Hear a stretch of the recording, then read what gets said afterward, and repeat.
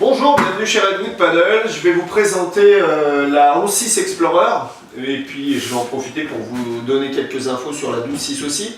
Donc là sous les yeux vous avez la 11.6. Donc l'Explorer c'est une planche qu'on a faite récemment, qui est toute nouvelle. L'idée c'est qu'on est parti d'une planche de race qu'on a facilité, en fait on l'a élargi, on a mis beaucoup de volume sous les pieds, mais on a gardé ce profil de planche de course.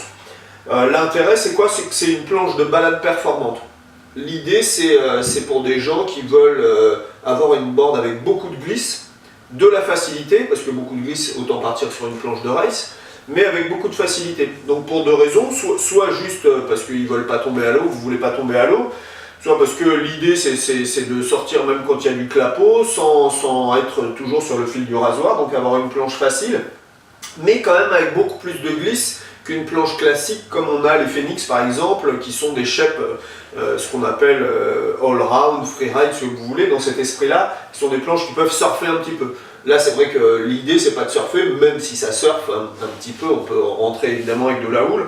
Là l'idée c'est vraiment d'avoir une planche de balade performante. Donc on l'a rapetissé donc par rapport à une 12.6, on est parti sur une planche de 11.6.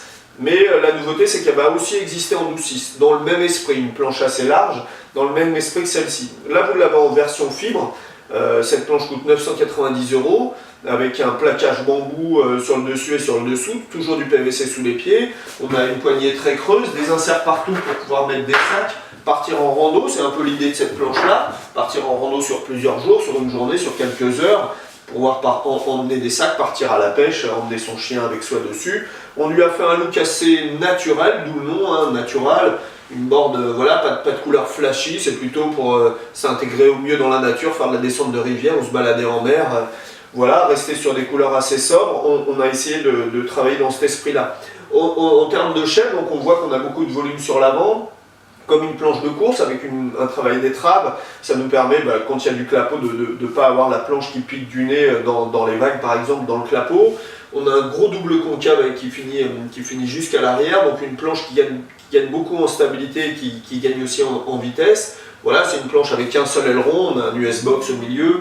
Voilà, puisque l'idée c'est aussi d'avoir une planche rapide, donc pas freiner la planche avec des ailerons latéraux.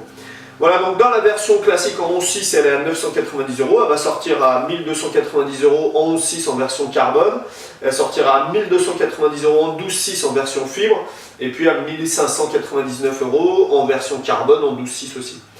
Voilà, n'hésitez pas à nous contacter si vous voulez des infos sur cette planche. C'est une planche qu'on aime beaucoup, qui est très très jolie esthétiquement. Je ne sais pas si on se rend compte de ça sur la vidéo, mais enfin voilà, je vous la présente de dos. Je ne sais pas si vous verrez le travail qu'il y a sur la carène aussi. Voilà, donc n'hésitez pas à nous contacter pour en discuter. C'est une planche qu'on aime bien, qu'on utilise dans l'équipe quand on veut se balader un petit peu le week-end tranquille. Voilà, donc à bientôt, ciao, bye.